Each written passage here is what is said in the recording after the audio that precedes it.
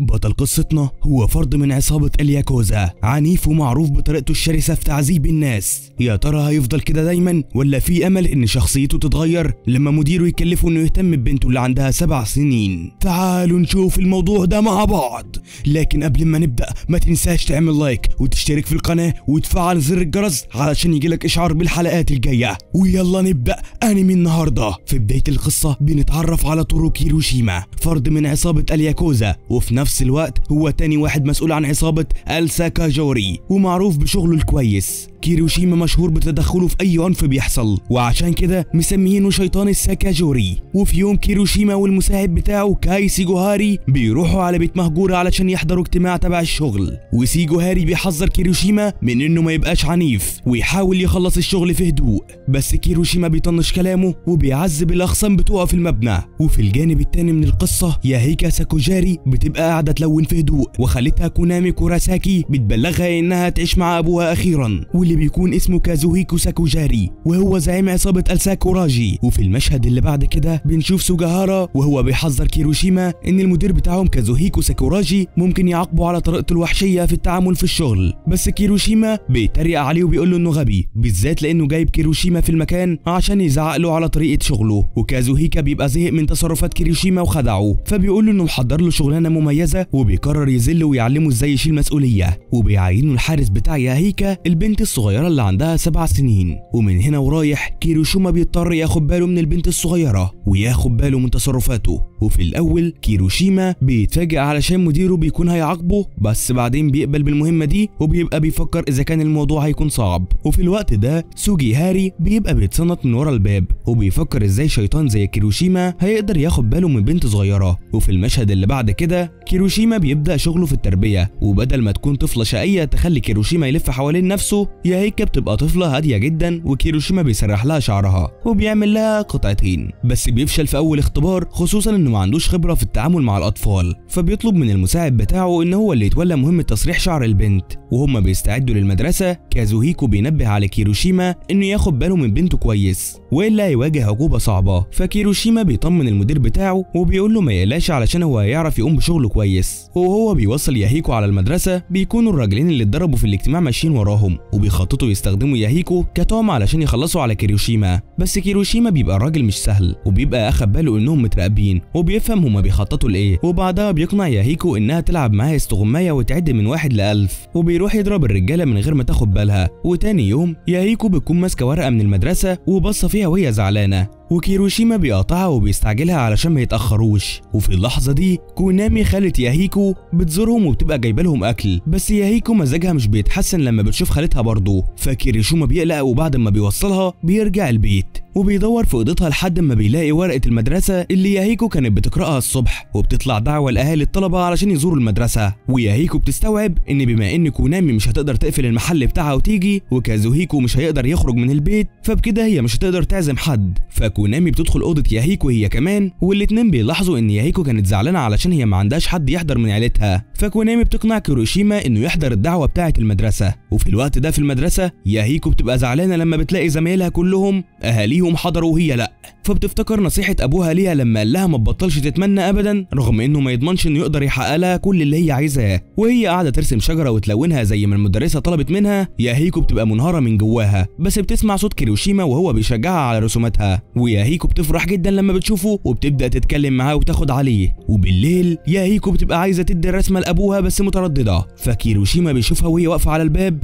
وبيحكي لها انه كان متردد يروح لها المدرسة برضه، بس فرحان انه عمل كده في الاخر. وبعد ما بيشجعها ياهيكو بتدي الرسمة اللي رسمتها لباباها، واللي اول ما بيشوفها بيفرح جدا. وبعدها ياهيكو بتشكر كيروشيما على زيارته ليها في المدرسة. وفي الوقت ده كازوهيكو بيقعد يفكر في ام ياهيكو المريضة واللي محجوزة في المستشفى. وفي المدرسة زمايل ياهيكو بيبقوا بيتكلموا عن امهاتهم، وده بيخلي ياهيكو تفتقد مامتها اكتر. وفي مقر الساكوراجي كازوهيكو بيبلغ كيروشيما وسوجاهاري ان مجموعة من الفتوات بيعملوا مشاكل حوالين المستشفى اللي مراته ميوكي محجوزة فيها، ومجموعة الفتوات دول عاملين نفسهم كيروشيما وسوجاهاري وبيعملوا اللي عايزينه في المكان. فكازوهيكو بيقول لهم وهو متعصب ان ده بيبوظ سمعتهم وبيأمر الاتنين انهم يشوفوا الموضوع ده. وبعدها كيروشيما وسوجوهاري بيسألوا الناس وبيكتشفوا ان عصابة ياكوزا تانية عينت النصابين دول، فبيقرروا يدوروا على كل الناس اللي شايلة منهم. وبعد فترة كونامي بتدي ياهيكو دعوة لاحتفال ألعاب نارية، وياهيكو بتطلب من كيروشيما وسوجوهاري انهم يحضروا معاها الاحتفال، وكيروشيما بيروح معاها وبيكسب لها أرنب لعبة، والتلاتة بيستمتعوا بوقتهم وبيتفرجوا على الألعاب النارية. وبالليل كيروشيما وسوجوهاري لما بيشوفوا ياهيكو وهي فرحانة بيوعدوها انهم يحضروا الاحتفال السنة الجاية كمان. وبعد ما بيوصلوها على البيت كيروشيما وسوجوهاري بيوصلوا للنصابين بس مش بيضربوهم جامد زي ما متعودين. ولما بيرجعوا البيت كيروشيما بيلاقي ياهيكو نايمة على حجر باباها، فكازاهيكو بيقول لهم انها كانت عمالة تعيط علشان تفضل صاحية وتستنى كيروشيما لما يرجع. وكيروشيما بتعجبه فكرة ان في حد بيستناه يرجع من بره. وفي المشهد اللي بعد كده كيروشيما بيتفاجئ لما ياهيكو بتسأله على شكل مامته وهم قاعدين ياكلوا بسكوت سوا.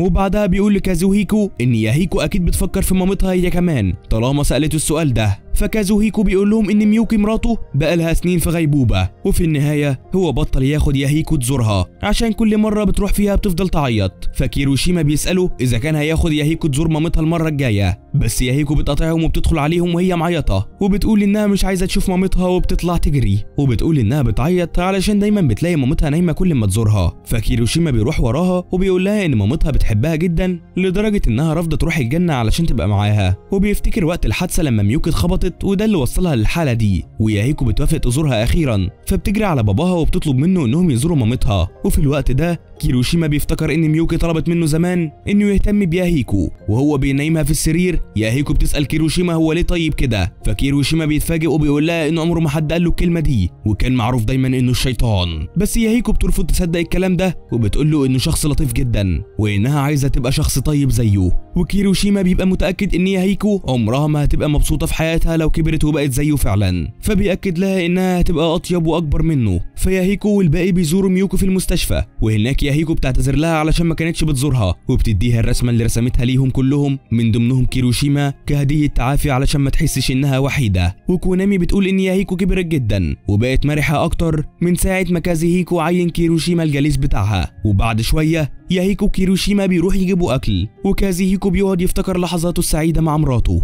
وبيعتذر لميوكي علشان هو اب فاشل من غيرها، وبيقول لها كمان انه مش هيقدر يربي كازوهيكو من غير مساعدة الباقي. ولما بيقفوا يجيبوا اكل من المحل كيروشيما بيلمح تويتشيرو ايوي. الاسماء المعقدة دي يا صاحبيقة، لكن ما علينا هنكمل. وتويتشيرو ده هو فرد سابق من عصابة الياكوزا ومجموعة الساكوراجي واللي استقال بعد ما بقى اب. وكالكي ابن تويتشيرو اللي عنده 6 سنين بيعجب بياهيكو وبيطلب منها تخرج معاه مقابل لعبة، وتويتشيرو بيمسك ابنه وبيقعده مكانه وبينصحه ان ما يقعدش يعاكس في البنات من وهو في السن ده، اما انت طفل شائب صحيح. وفي الوقت ده ياهيكو بتسأل كيروشيما اذا كان تويتشيرو وابوها في بينهم خلافات، فكيروشيما بيشرح لها انه بقى عنده اطفال محتاج يهتم بيهم وده اهم بالنسبة له. فياهيكو بتقول له ان باباها مش متضايق منه علشان مشي، فتويتشيرو بيوعدها وهو بيعيط انه هيزور باباها ويجيب له هديه. وفي اوضه المستشفى اللي فيها ميوكي كيروشيما بيحكي لهم انهم قابلوا تويتشيرو وابنه في المحل، وكونامي بتضحك في سرها علشان بتبقى واخده بالها ان كيروشيما من غير ما يقصد بيقلد اسلوب تويتشيرو في التربيه وهو بياخد باله من ياهيكو. وكازوهيكو بيأمر كيروشيما انه ياخد بنته على البيت علشان الوقت بيتاخر، وياهيكو بتقول لباباها ان تويتشيرو وعد انه هيزوره وهيجيب معاه هديه، وقبل ما تودع مامتها بتوعدها انها تزورها تاني قريب.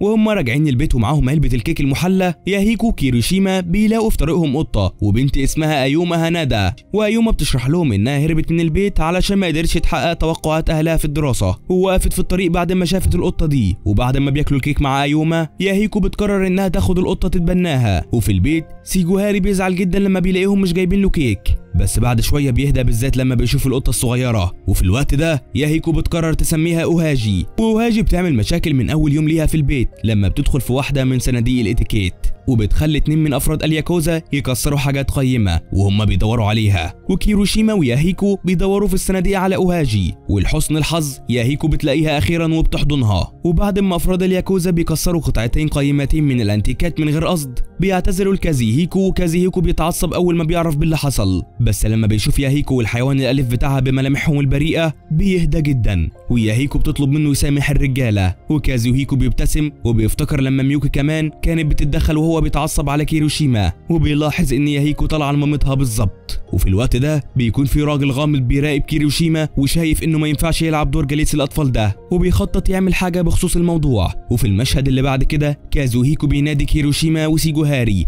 عشان يتناقشوا في موضوع مهم، وبيشرح لهم ان مجموعه السكوراجي بتواجه مشاكل ماديه بسبب تغيرات المجتمع، وبالدخل بتاع المجموعه القليل ده كازوهيكو بيقرر انهم يبداوا عرض على النت علشان يساعدوا في زياده الدخل، خصوصا بعد ما سمع ان الموضوع ده بيكسب، وهو ولا بيكسب ولا نيله، وبيطلب ان الموضوع يفضل سر وما يقولش لمجموعه الياكوزا علشان يحافظوا على سمعتهم وهيبتهم. ولما كيروشيما بيوصل ياهيكو للمدرسه بيبقى بيفكر في ضغط الشغل اللي عنده، وياهيكو بتاخد بالها وبتساله اذا كان في حاجه مضايقاه، بس كيروشيما مش بيبقى عايزها تشغل بالها فبيبتسم لها وبيغير الموضوع. ولما بيرجع على مقر الساكوراجي كيروشيما وسيجوهاري بيناقشوا خططهم علشان يعملوا فيديو ويفكروا في محتوى، فبيقرروا يعملوا حساب الاول باسم فريق الكريز، وبيرفعوا فيديو على انهم عصابه وانهم في جزيره ضبابيه والعصابه بتمثل انشطه عصابه الياكوزا. وتاني يوم الفيديو بيبقى جاب مشاهدات عاليه وبيتشجعوا وبيعملوا فيديوهات تانيه، وسوجيهاري بيقلق لما بيلاقي صناع المحتوى التانيين بيحاولوا يكشفوا هويتهم بسبب شهرتهم السريعه، فبيقرروا يلهوا المشاهدين وبيعملوا فيديو ويقولوا فيه انهم عصابه ياكوزا مزيفه، وبيعملوا وكاله ترفيهيه صغيره كده على قدهم، وبيعتذروا على تضليل المشاهدين، وبيقولوا انهم هيوقفوا نشر الفيديوهات علشان يركزوا على نفسهم. بس لسوء الحظ خطتهم ما بتمشيش زي ما كانوا مخططينها، وصراحتهم دي خلتهم يتشهروا اكتر، وفيديو اعتذارهم بيتملي تعليقات ايجابيه ومدح كتير. وبعدها كازوهيكو بيصمم انهم يبداوا يسجلوا اغاني بدل اللي بيعملوا ده عشان ده يبعدهم عن الشك ومحدش يقدر يكشف هويتهم الحقيقيه. وفي البدايه بيكونوا مترددين ينفذوا المهمه دي، بس مع الوقت بيعملوا حفله بث مباشر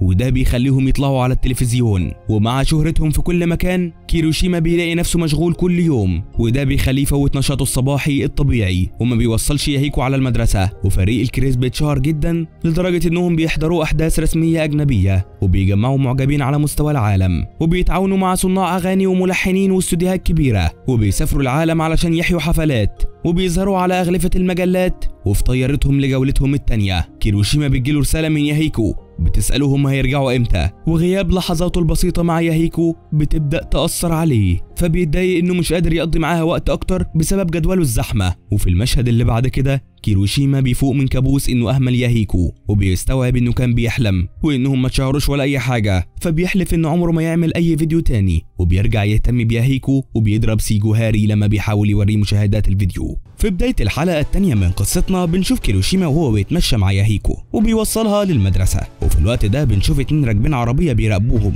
ولما بيستوعبوا ان ده كيروشيما بيتريقوا عليه وعلى الحالة اللي وصلها من وقت ما بقى يهتم بالأطفال. كيروشيما بيحضر حفلة لواحد من أفراد الياكوزا بعد ما خرج من السجن، وهناك بيقابل أفراد تانيين من عصابة الياكوزا بينتموا لمجموعات مختلفة، وواحد لما بيشوفه بيقول له ازيك يالا اللي بتقعد مع بنت الزعيم الساكوجاري، وبيعايره على التغيير اللي حصل له، وبيقول له هقاو الله يرحم ايام ما كانوا مسمينك شيطان الساكوجاري. وبعد شويه كيروشيما بيشوف واحد اسمه ياناجي وهو فرد من مجموعه الكازوماجي وتبع عصابه الياكوزا، وهو كمان بيتريق على وظيفه كيروشيما الجديده، لكن كيروشيما ما بيبقاش مهتم وبيرد على مكالمه ياهيكو في اللحظه دي، وياناجي بيبقى متفاجئ بالتغيير اللي حصل لكيروشيما من وقت ما اشتغل الشغلانه دي. وبعد ما كيروشيما بيقفل مع ياهيكو بيهدد ياناجي وبيقول له انه مش جليس اطفال، والحقيقه ان دي شغلانته في عصابه الياكوزا الفتره دي، وبيحط ايده على كتف ياناجي وبيقول له يحترمه اكتر من كده وبعدين بيمشي. وتاني يوم كيروشيما ما بيبقاش وراه حاجات كتير يعملها لياهيكو، فسوجيهارا بيفكر يقعد مع ياهيكو النهارده ويهتم بيها، وبيحاول على قد ما يقدر انه يسليها ويقرب منها، بس بعد شويه بيستوعب ان مفيش اي حاجه مشتركه بينه هو وياهيكو، وياهيكو بتبقى مكسوفه ومش واخده على سوجيهارا، فسوجيهارا بيقترح عليهم انهم يقعدوا يتفرجوا على فيلم كرتون سوا،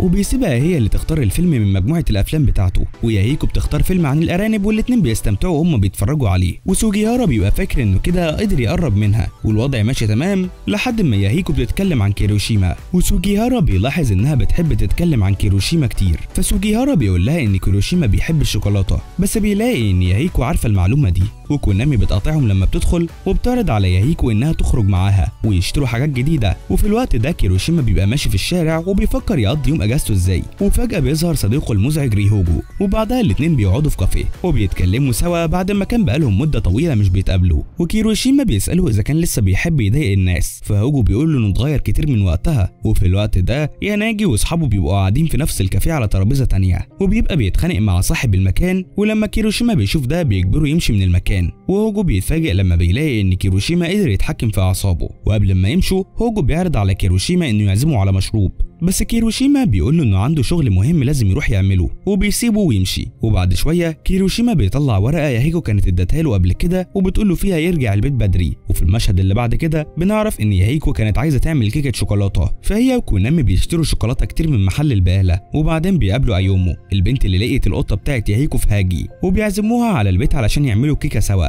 وفي البيت كونامي بتقول لكازيهيكو انهم بيعملوا كيكه، فبتقترح عليهم انهم يتعشوا بره النهارده. وكازاهيكو بيطلب من كيروشيما انه يكلم واحد من المطاعم بتاعتهم ويحجز ترابيزه، ولما بيتصل كيروشيما بيسمع صوت ياناجي على التليفون وبيعرف انه في المطعم. وفي الوقت ده ياناجي بيبقى بيضرب العمال اللي هناك وبيعلن ان عيله كاسوجامي استولوا على المطعم واخدوه من عيله الساكوجاري، وبيقول ان كيروشيما ما بقاش نفس كيروشيما الشيطان بتاع زمان، وزمانه دلوقتي مشغول وبينايم بنت المدير بتاعه وبيحكي لها حدوته. بس بعد شويه كيروشيما بيوصل وبيدغدغ ياناجي، وفي طريقه للبيت كيروشيما بيقابل يوري ماشيرو ملازم عصابه المومياما بتاعه الياكوزا، بس كيروشيما بيطنشه. ولما بيرجع البيت بيلاقي ياهيكو واقفه مستنيه على الباب وبتديله كيكه الشوكولاته اللي عملتها له. وفي المشهد اللي بعد كده ياهيكو وكيروشيما بيقعدوا على عتبه البيت، وكيروشيما بيبقى مستمتع بالكيكه اللي ياهيكو عملتها وبيقول لها انها طعمها حلو، وياهيكو بيبقى باين عليها انها فرحانه. وبعد شويه ياهيكو بتديله غطا علبه الايس كريم لان سوجيهارا كان قال لها ان كيروشيما بيحب يلحس الايس كريم من على غطا العلبه. وفي الوقت ده سوجيهارا بيدفن ياناجي واصحابه لحد رقبتهم كعقاب ليهم على اللي عملوه. وبعد شويه ماشيرو بيجي وبيبقى متفاجئ ان كيروشيما سابهم يعيشوا، وبعدين بيقتلهم هو بنفسه. وفي المشهد اللي بعد كده كيروشيما بيحضر اجتماع اولياء الامور في مدرسه ياهيكو، وبيعرف من واحده من اهالي الاطفال ان عيد ميلاد ياهيكو قرب. وهو بيوصل ياهيكو على البيت كيروشيما بيتكلم عن الموضوع، بس بيتضايق لما بيلاقي ان ياهيكو مش عاوزه تتكلم عن موضوع عيد ميلادها، وياهيكو بتبقى عايزه تاكل من الكعك المحلى. بس قبل ما يشتروها بيقابلوا في طريقهم هوجو من تاني، والثلاثه بيقعدوا في الكافيه وبياكلوا الكعك المحلى. وهوجو بيقول لياهيكو ان هو وكيروشيما كانوا اصدقاء مقربين ايام المدرسه، وبيقول لها كمان ان كيروشيما كان شخص بارد وصعب بس دلوقتي هو اتغير تماما بسببها. وقبل ما يمشوا هوجو بيقول لكيروشيما ان ماسايا هانامي عدو اللدود من ايام المدرسه وخرج من السجن اخيرا. وفي البيت كيروشيما بيعرف ان من وقت ما مامة ياهيكو اتحجزت في المستشفى وياهيكو بقت بتقضي اعياد ميلادها مع باباها وكونامي، وبما ان عيلتها افراد من عصابه ياكوزا فهي عمرها ما قدرت تعزم صحابها على عيد ميلادها، وكيروشيما ما بيبقاش عارف يجيب لها ايه هديه بمناسبه عيد ميلادها. وبعد شويه بيقرر يطبخ لها اكل بنفسه، فبيطلب من سوجيهارا واصحابه انهم ياخدوا ياهيكو للحديقه. وفي الوقت ده بيساعد كونامي انهم يجهزوا لحفله عيد ميلاد ياهيكو. وفي الحديقه ياهيكو بتقابل بنت صغيره غريبه اسمها ساره، وبعد شويه الاتنين بيتصاحبوا على بعض. وفي الوقت ده كيروشيما بيتعور بالسكينه وهو بيقطع الخضار، وهي راجعه البيت ياهيكو بتلاقي كيروشيما واقف على باب البيت مستنيها. ولما بيسلموا على بعض ياهيكو بتكتشف ان ساره وباباها ليون نقلوا وجم يعيشوا في البيت اللي جنبهم، ودلوقتي هم بقوا جيران كمان. وساره اول ما بتشوف ياهيكو بتجري عليها وبتحضنها، وبيفرحوا لما بيعرفوا انهم كده هيقضوا وقت اكتر سوا ويلعبوا مع بعض. وفي الوقت ده كازيهيكو بيجي عند الباب وبيسلم على ليون، وياهيكو بتكون عايزه تعزم صاحبتها على عيد ميلادها فبتطلب من باباها وهي خايفه يرفض، والمفاجاه ان كازيهيكو بيوافق. وبعد شويه ساره وليون بيجيبوا هديه عيد الميلاد وبيجوا على الحفله، وعشان يخبوا حقيقه انهم عصابه ياكوزا كيروشيما بيقول لليون انه رئيس الخدم عند كازيهيكو. وفي الوقت ده بنعرف ان ليون شخص اجتماعي جدا وبيقترح على كازيهيكو انهم يتصوروا مع بعض، ولما كونامي وكيروشيما بيشوفوا ده بيقعدوا يضحكوا عليهم، وكازيهيكو بيحاول يمثل ويجاريه عشان يبان انه شخص طبيعي. وبعد شويه ياهيكو بتقدم لساره دايفوكو وهي كيكه يابانيه وشويه حلويات،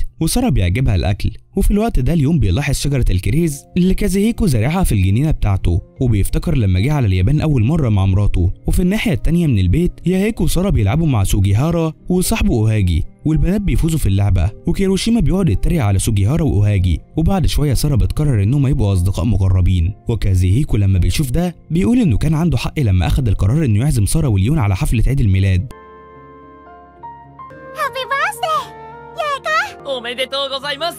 ハッピーバースデー。おめでとうヤイちゃん。ありがとう。وبعد الحفله كيروشيما بيدي ياهيكو هديه عيد ميلادها وبيقول لها انه طبخ لها اومارايس، وهي عباره عن اكله بالبيض والرز المحمر، وبيقول لها ان دي كانت وجبته المفضله اللي بيحب ياكلها في عيد ميلاده. وكونامي بتقول لها ان كيروشيما اتمرن كتير على تحضير الوجبه دي وتعب فيها علشان يعملها كويس. ولما ياهيكو بتسمع ده بتتاثر وبتشكر الجليس المفضل ليها. وفي مكان تاني ماسايا بيقرر يهتم بكيروشيما عشان يحتفل بخروجه من السجن، وبيبان انه عايز يلاقيه ويقتله، بس زعيم عصابه كاكاهارا بتاعه الياكوزا بيقول له ان كيروشيما مش فاضيله ومشغول مع البنت الصغيره اللي بيهتم بيها، وبيقول له انه كمان اتغير في الوقت اللي ماسايا قضاه في السجن. وبنعرف ان ماسايا بيطلع غضبه على ناس في زقاق وبيقعد يضرب فيهم، بس برضه ناره ما بتطفاش، وبيبقى مصمم انه يؤذي كيروشيما، وبيقول للزعيم انه طول الوقت ده كان مستني يخرج من السجن عشان يقتل كيروشيما ومش ناوي يتخلى عن المهمه دي. وبنرجع بالزمن لورا وبنعرف ان من 13 سنه ماسايا طلب منه انه يختبر كيروشيما بعد ما انتشرت عنه اخبار بان هو الشاب اللي بيقتل اي حد بيواجهه. وماسايا جرب بنفسه وعرف ان الاشاعات دي صح لما كيروشيما هزمه من ضربه واحده بس، ومن وقتها وهو مقرر انه يخلص على كيروشيما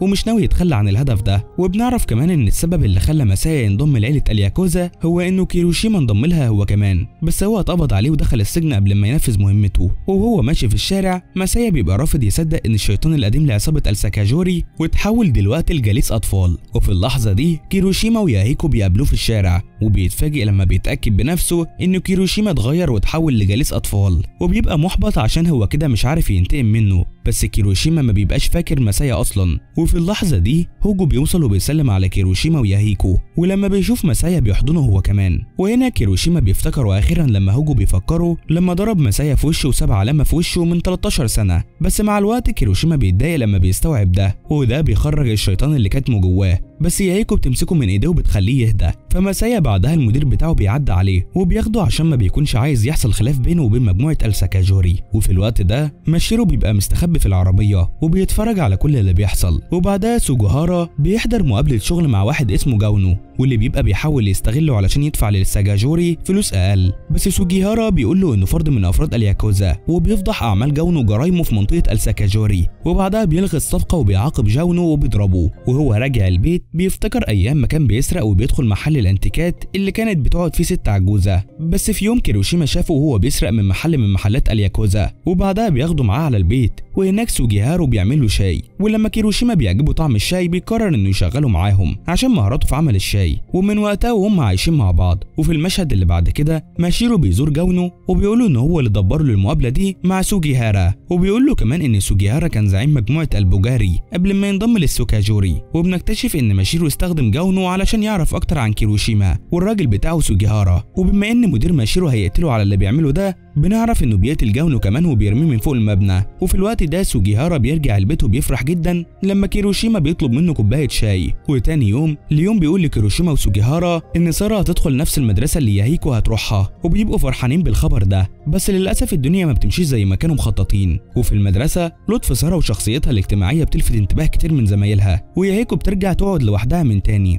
وبعد شويه تويتشيرو فرد الياكوزا والساكوجيرا السابق وانفصل من بعد ما بقى اب بيزور القصر مع ابنه كالكي، وكيروشيما وكونامي وياهيكو بيسلموا عليهم وبيستقبلوهم. وكالكي بيطلب من ياهيكو انها تلعب معاه. وبعدها كيروشيما بياخد تويتشيرو لاوضه مديره السابق، وهناك تويتشيرو بيعتذر له علشان اخد وقت طويل عقبال ما جه يزوره. وكازيهيكو بيتفهم الموقف علشان تويتشيرو دلوقتي بقى اب وما عندوش وقت. وفي الوقت ده كيروشيما بيقدم لهم الشاي وبيسلم عليهم وبيمشي. وتويتشيرو بيقول ان كيروشيما اتغير كتير. وبنرجع بالزمن لورا من 8 سنين وقت ما تويتشيرو كان لسه بيشتغل مع الياكوزا والساكوجاري، وبيتكلم مع ميوكي وهي حامل، وبيقول لها ان كيروشيما بيطلع في مهمات كتير وبيقتل الناس وبقاله 3 ايام مختفي. وبعد فتره ميوكي وكازيهيكو بيبقوا بيفكروا يا ترى ابنهم او بنتهم هيحبوا مين فيهم اكتر. بس مره واحده بيسمعوا صوت صريخ كونامي جاي من المطبخ بسبب ان كيروشيما اللي لسه راجع من مهمته وشبه قطط الشوارع. فتويتشيرو بيزعق فيه علشان رجع البيت متاخر، والاتنين بيهزروا مع بعض وبيمشوا. ولما ميوكي بتشوفهم بتبتسم وبتقول لكازيهيكو انه كويس انهم موجودين معاهم لانهم عاملين حس في المكان، وبعد ما تولد ياهيكو عيلتهم هتكبر اكتر. وفي الحاضر كازيهيكو بيسال تويتشيرو عن مراته ساناي، وتويتشيرو بيقول له انها كويسه، وبيقول له انه كان دايما نفسه يكون عيله ويخلف من البنت اللي بيحبها. وبنرجع نشوف زمان وقت ما ساناي كانت حامل وقاعده في المستشفى، وتويتشيرو بيشكرها على وجودها جنبه رغم انه بيقضي معظم الوقت مع كازيهيكو وعيلته. بس ساناي بتبقى متفهمه ان ده شغله، وبتبقى عارفه ان الياكوزا وعيلتها الاتنين مهمين بالنسبه له. بس في يوم تويتشيرو بيتخانق مع افراد تانيين من عصابه الياكوزا، وبعدها بيروح المستشفى لمراته واللي كانت مستنياه طول اليوم، ولما بتشوف الدم على هدومه بتترعب وبتاخد نفسها بالعافيه. ومن يومها ساناي بتتعب جدا وبتبدا تتنفس بصعوبه بسبب اللي حصل. وبعد اللي حصل ده كازوهيكو بيقترح على تويتشيرو انه يسيب جماعه الساكاجوري ويحمي عيلته ويحافظ عليها. وفي الحاضر تويتشيرو بينقذ مديره علشان شجعه على انه ياخد باله من عيلته ويهتم بيهم، وبيقول له كمان انه بقى عنده طفل تاني. وبعد ما بيودع كازوهيكو تويتشيرو بيقعد مع كيروشيما وبيفتكروا ايام زمان. وفي الوقت ده ياهيكو وكالكي بيبقوا مستمتعين وبيرسموا اوهاجي، وبعدها بياكلوا كيكه مع بعض. وده بيفكر تويتشيرو بالوقت اللي مراته كانت حامل فيه في كالكي لما كانت في المستشفى،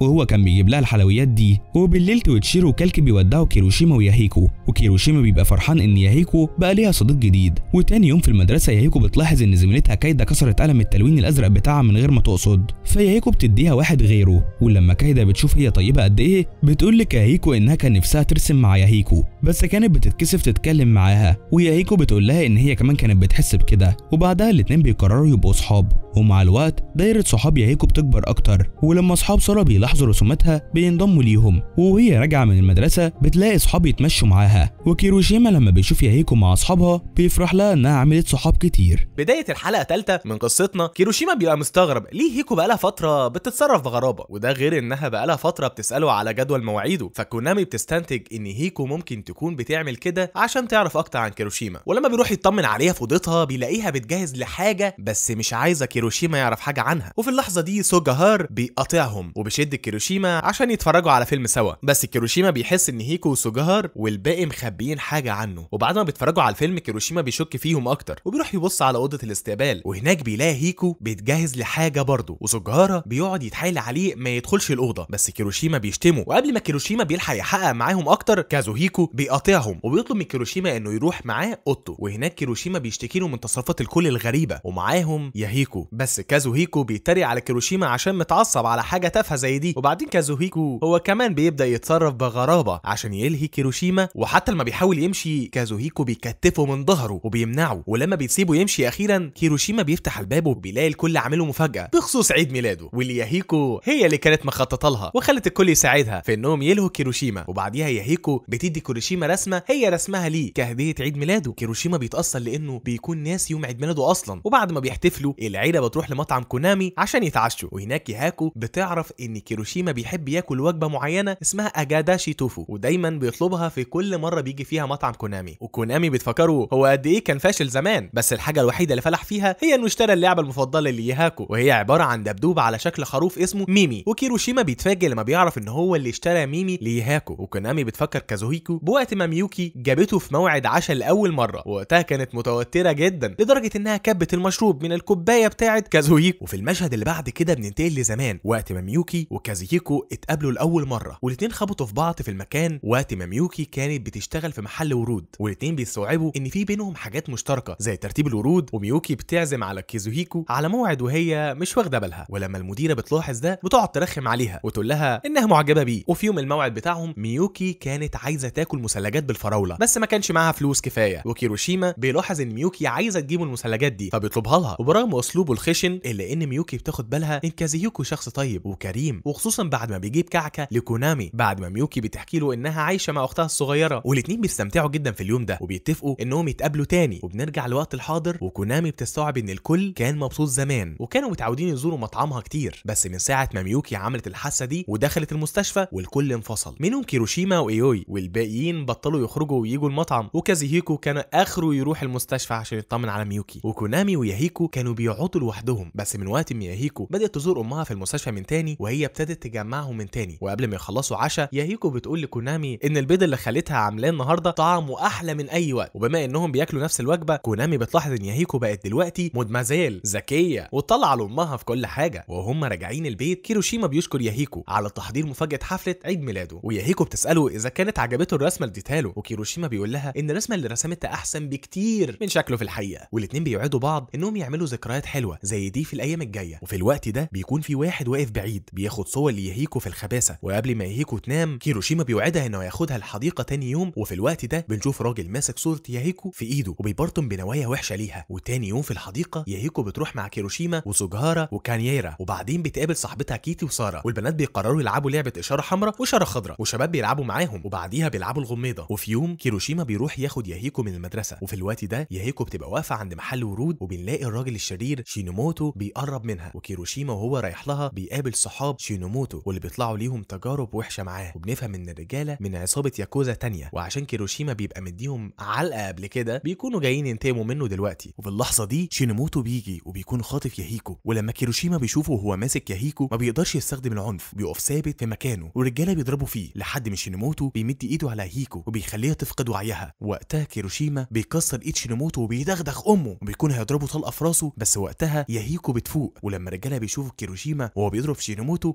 بيطلعوا يجروا بيقولوا ده مجنون يا معلم. وقتها كيروشيما بيجري بياهيكو على المستشفى، وهناك الدكاتره بيشخصوها على انها عندها ارتجاج. بنشوف كيروشيما وهو قاعد منهار في اوضه المستشفى، بس كازوهيكو بيفكروا ان مهمته هي انه يهتم بياهيكو، وبما ان بنته هي اللي تعرضت للهجوم كازوهيكو بيبقى عايز يدور على المجرمين اللي عملوا فيها كده بنفسه. بيأمر كيروشيما انه يفضل مع ياهيكو لحد ما ترجع لطبيعتها، وبيروح يعرف معلومات اكتر عن شينوموتو والرجاله اللي كانوا معاه. وبعد شويه سوجهارا بيروح يطمن على ياهيكو، مش بيلاقي كيروشيما معاها. في المشهد اللي بعد كده بنشوف كيروشيما وهو بيتمشى لوحده في الشوارع، وبيفكر انه فاشل في حمايه الانسه الصغيره اللي بيحبها، وماسايا بيقابله في الطريق وبيحاول يستفزه عشان يتقاتلوا، بس كيروشيما بيزقه وبيبعده. ولما بيرجعوا البيت سوجهارا بيبلغ كازوهيكو انهم مش لاقيين كيروشيما، وكازوهيكو بيفهم ان كيروشيما راح ينتقم لوحده. وفي المشهد اللي بعد كده بنعرف ان ميشيرو هو اللي خطط لخطف ياهيكو عشان كان كاره كيروشيما وهو جليس اطفال حنين، وعمل كده عشان يطلع الشيطان اللي جوه كيروشيما. وسوجهارا بيعرف ان شينوموتو كان فرد من عصابه الياكوزا وتبع مجموعه اسمها امايا. وبالنسبه للرجاله التانيين اللي كانوا معاه ايجو يانو كانوا في مجموعه شيراكوا تبع الياكوزا برضه، والمجموعتين دول كيروشيما كان مساعد في تدميرهم من 10 سنين. وبيقول لكازوهيكو ان اللي حصل لهيكو ده ما كانش هجوم ضد مجموعه الساكوراجي، وانه كان ضد كيروشيما نفسه. في اللحظه دي سوجهارا بتجيله مكالمه من واحد من المساعدين بتوعه اسمه تاكوتشي، بيقول له انه كيروشيما ضرب مساعدين شينوموتو، فكازوهيكو بيأمر سوجهارا انه يجهز العربيه. وفي الوقت ده بنشوف ان كيروشيما في مبنى مهجور وبيقاتل افراد مجموعه الامايا وشيراكوا وبيكسرهم. وفي الوقت ده ميشيرو بيبقى واقف بيتفرج وهو مبسوط وفرحان ان شيطان الساكوراجي رجع لعادته. وكيروشيما مش بيوقف قتال غير لما كازوهيكو بيجي وبيزعله عشان خالف اوامره، وكان عايز كيروشيما يفضل في المستشفى ويبقى جنب ياهيكو، فكيروشيما بيعتذر، بس كازوهيكو بيقول له انه جليس ياهيكو مش قاتل، وبيفكروا بان ايام شياطين الساكوراجي دي انتهت خلاص. ولما بيعرفوا ان ياهيكو فائت كيروشيما وكازوهيكو بيروحوا لها هناك، وياهيكو بتقعد تعيط لما بتشوف كيروشيما، وكيروشيما بيرتاح اخيرا لما بيلاقيها فات اخيرا. وبعد الحادثه فتره ياهيكو بترجع على المدرسه، بس قبل ما تروح بتخلص الواجب بتاعها كله، وسوجهارا بيدخل وبيقول لها انها باين عليها قد ايه هي شاطره من وهي صغيره. وكيروشيما لما بيدخل ياهيكو بتساله اذا كان ينفع يروحوا لاحتفال الالعاب الناريه ولا لا، بس الاحتفال بيكون خلص في الوقت ده، فكيروشيما بيوعدها انه هينظم لها احتفال العاب ناريه مخصوص. وبالليل ياهيكو بتحتفل بالالعاب الناريه مع صحابها واهلها، وبعد ما بيرجعوا البيت ياهيكو بتطلب تولع اخر واحد مع كيروشيما، وكيروشيما بيوافق طبعا. ولما بتساله اذا كان ينفع يحتفلوا بنفس الطريقه السنه الجايه كيروشيما بيهز راسه وهو متردد. وتاني يوم الصبح سوجهارا بيصحى على رساله غريبه من كيروشيما بيقول له فيها خد بالك من ياهيكو. وبعد شويه كازوهيكو بيقول لهم ان كيروشيما استقال من الياكوزا عشان ما يسبب لهمش مشاكل تانية، وبيلاحظ ان كيروشيما محتاج شويه وقت لوحده بس، وعشان كده سوجهارا هو اللي هياخد باله من ياهيكو الفتره دي. وسوجهارا بيتفاجئ لما بيعرف ان كيروشيما ساب ياهيكو من غير ما يودعها، وياهيكو لما بتعرف باللي حصل بتزعل، ولما سوجهارا بيشوف حالتها دي بيقرر يدور على كيروشيما ويرجعه البيت بنفسه. في الناحيه التانية كيروشيما بيبقى بيلعب بالمسدس وبيتضايق لما مش بيتصاب بالمسدس، وميشيرو لما بيعرف بمكان كيروشيما بيروح له بيقول له انه كان عارف ان الشيطان الساكوراجي لسه موجود جوه كيروشيما، وبيقول له كمان ان هو اللي خطط لخطف ياهيكو مع مجموعتين تانيين من الياكوزا، وده بيخلي كيروشيما عايز يقتله بس الرصاصه مش بتيجي فيه. ويوي وهو بيتمشى بيشوف كيروشيما وبيساله هو ليه شكله مبهدل كده، فكيروشيما بيقول له عادي مفيش حاجه مهمه، بس يوي بيكون قلقان عليه وبيقول له انا عمري ما شفتك في الحاله دي قبل كده. وكيروشيما بيفضل ساكت وبيرفض يحكي له على اللي حصل في يوي، بيقول له يرجع البيت. وفي اللحظه دي ياهيكو بتيجي وبتجري على كيروشيما وهي بتعيط وبتحضنه وبتقول له ما يسيبش البيت تاني ابدا. وسوجهارا كمان بيجي وبيعاتب كيروشيما على انانيته وبيقول له يعتذر له عشان ساب العيله فجاه، بيقول له كمان انه المسؤول من بعده كازوهيكو في الساكوراجي وبيعتبره اخوه وقدوته في نفس الوقت هو اللي بيهتم بياهيكو، فما ينفعش يمشي ويسيبهم فجاه كده، والمفروض يكون مسؤول ويواجه غلطاته ويتحد مع عيلته. كيروشيما بيلاحظ ان سوجهار عنده حق وبيوافق يرجع البيت، وياهيكو بتمنع كيروشيما من انه يسيب البيت تاني. وتاني يوم كيروشيما وسوجهار بيعملوا دوشه جامده في البيت، فكازوهيكو بيزعق لهم، ويوي بيجي البيت عشان يزور كازوهيكو، وبعد شويه بيقعد مع كيروشيما وسوجهار. وفي وسط الكلام يوي بيقول ان كيروشيما وهو طفل كان شكله لطيف جدا، ولما ياهيكو بتسمع ده بتكون عندها فضول عايزه تشوف صورته وهو طفل، وبنعرف ان يوي محتفظ بالصوره دي في بيته، فبيعزمها تروح لهم البيت عشان كمان تلعب مع ابنه وابنه كالكي وتقابل بنته الصغيره هينا. وبعد ما ياهيكو بتستاذن باباها بتروح تزور ايوي هي وكيروشيما، وساناي مرات ايوي وابنه كالكي بيستقبلوهم عند الباب. وطبعا كالكي بما انه معجب بياهيكو بيكون فرحان ومتحمس جدا لما بيشوفها، وبيحاول يتكلم معاها وهم بياكلوا الكيكه. يا ابني سيبها تكمل اللقمه. وصوت عياط هينا بيقاطع كلامهم، بتكون عايزه مامتها تروح لها، فساناي بتروح تشوف بنتها وياهيكو بتروح وراها. وحتى وهينا لسه صغيره ومش عارفه تتكلم بس بتبص لياهيكو على انها صديقه مقربه واختها الكبيره. وبما ان كالكي دايما بيتكلم كويس عن ياهيكو في البيت، ساناي بتحكي لياهيكو انه دايما بيقول لاخته كلام كويس عنها، وعشان كده هينا حبتها وتعودت عليها فورا. وفي الوقت ده ايوي بيوري مجموعه نظاراته الفخمه لكيروشيما وبيعرض عليه انه ياخد واحده منهم، بس كيروشيما بيبقى شايف ان النظارات كلها زي بعض ومرتاح بالنظاره بتاعته. وياهيكو بتبقى واقفه تتفرج عليهم من بعيد، وكالكي بيقف جنبها وبيقول لها ان بابا وكيروشيما بيستمتعوا بوقتهم زي ما متعودين. وبعد شويه يوي بيجيب لهم البوم الصور زي ما وعدهم وبيفرجوا مع الصور اللي معاه. وياهيكو بتشوف صوره ليها وهي نونو حاضنه رجلين كيروشيما، ويوي بيقول لهم ان وقتها كيروشيما كان راجع سايح في دمه بعد قتال. كازوهيكو عاقبه وخلاه يقعد في البيت، ولما كيروشيما بيبص على الصور بيفتكر وقت ما كان متعاقب في البيت وياهيكو كانت لسه بتحبي. ولما كازوهيكو ويوي اضطروا يحضروا اجتماع، كيروشيما ما كانش لاقي حد يتكلم معاه وقتها عشان كونامي كانت بتتسوق وميوكي كانت بتنظف البيت، وما كانش فيه غير ياهيكو اللي فاضيه. ولما شاورت له عشان يلعب معاها، كيروشيما ما حسش انه مستمتع فعلا وهو بيلعب مع ياهيكو. وفي اللحظه دي ميوكي بتوصل وبتفرح لما بتشوف كيروشيما بيلعب مع بنتها. ولما بنرجع للحاضر، كيروشيما بيلاحظ انه كان متنح في الصوره وسرحان لمده. وهم راجعين البيت ياهيكو بتسال كيروشيما اذا كان ينفع يروحوا محل ورد تاني يوم عشان عايزه تاخد ورد توديه لامها، وكيروشيما بيوافق وياخدها على المحل ورود تاني يوم، وزي ما وعدها بياخد باله من ورده الكلانتو واللي كان مفضل عند امه. وبعد ما ياهيكو بتختار الورد لامها، بتصمم ان كيروشيما ياخد من الورد لامه ويوديه ليها. وبالليل ياهيكو بتبقى بتفكر في اللي هتكتبه في الرساله اللي تبعتها لامها. وفي الناحيه التانيه كيروشيما بيبقى قاعد لوحده في اوضته ومعاه الورد اللي اشتراه. تاني يوم بنشوفه وهو واقف قدام قبر ابوه وامه وبيحط الورد اللي جابه، ويفتكر ايام ما امه كانت بتحكي له عن ذكرياتها مع الورد ده، وانه كان اول نوع من ورد تجيبه لابوه قبل ما يخلفوا كيروشيما على طول. وكيروشيما بعديها بيحكي لهم انه بيجالس بنت المدير بتاعه، وانها من وقت ما دخلت حياته وهو اتغير كتير، وامنيته الوحيده هي انه يخلي اهله يعرفوا انه مبسوط زي ما كانوا عايزين. وفي الوقت ده ياهيكو بتبقى كتبت الرساله اللي عايزه تديها لمامتها، وبتقول لها فيها ان كيروشيما ساعدها كتير، وانه من وقت ما بقوا صحاب وهي قدرت تعمل صحاب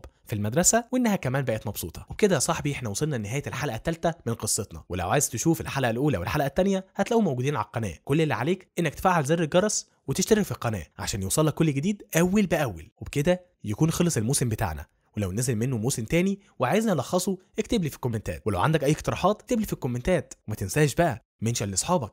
سلام يا صاحبي.